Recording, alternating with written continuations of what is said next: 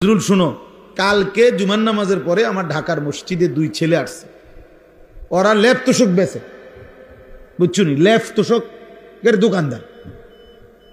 আমার বয়ান শুনছে ফজরের নামাজের ব্যাপারে। আমার একটা বয়ান আছে সন্দ্বীপের একটা ঘটনা, যে সন্দ্বীপ চট্টগ্রাম, ওখানে 4টা ছেলে কলেজের, ওরা একবার সিদ্ধান্ত নিছিল 2023 সালে যে তারা তাদের বন্ধুদেরকে ফজরের নামাজের জন্য উঠাবে, ফজর ক্যাম্পেইন।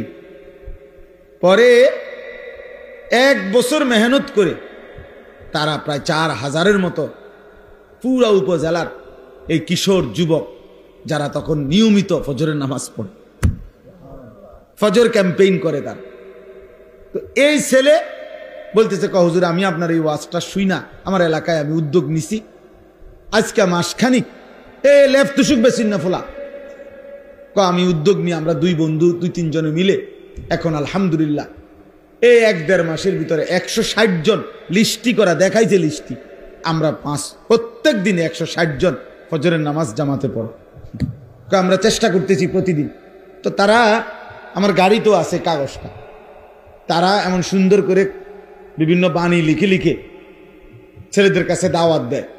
তো দিয়া নিচে লেখছে তাগো একটা এই কাফেলাটার নাম কি? কাফেলার নাম হইল বেনামাজিকে